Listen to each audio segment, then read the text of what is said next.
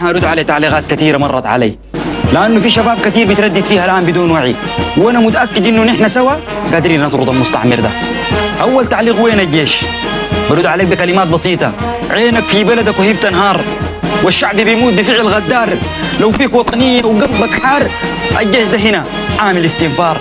لو كنت فدائي وضارب نار، أو سايق ركشة وكار حمار، أو تأنس في نفسك إصرار، حتكون في الجيش الابن البار.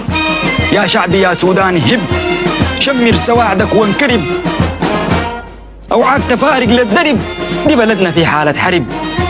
بعد ما تقعد تعديها لي وين الجيش؟ وين الجيش؟ الآن في جيش بيدربك وبسلحك، لكن خايف تكون بتردد في كلام الجنجويد ده لما يجي يوم وتندم.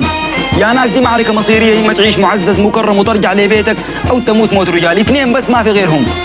تاني تعليق: في كلاش بيقابل ثنائي، منو اللي قال لكم الجيش بيسلحك بكلاش؟ تعال المعسكرات وشوف، والله أقل شيء ندربك على 5 أنواع أسلحة. ثالث تعليق: دي حرب كيزان. أنا دايرك تسأل نفسك سؤال: هل عربيتك شالوها عربية كيزان؟ هل مواطني غور الجزيرة البسيطين المزارعين اللي شردوهم دي كيزان؟ يا زول افهم، الناس دي قاصدينك انت. ما دايرة لك الميتة برمادا شح، دايراك يوم لقى بدميك تتوشح. واخر حاجة بختم بأبيات للشاعر باحوت: الما بخطه في قلوب صمود وجسارة، ما يلوم الرئيس والتاني ركضه حسارة. الزول حرب وبيرسم في دواخله مسارة، اللي بيتوقع الفوز ما بتصيده خسارة. البلد اللي بتتصارع عليه فياله، الموت والنزوح والجوع مصير اجياله. الحاميه زول ما بيحمي عرضه وماله، الخواف كذب من قال بربي عياله.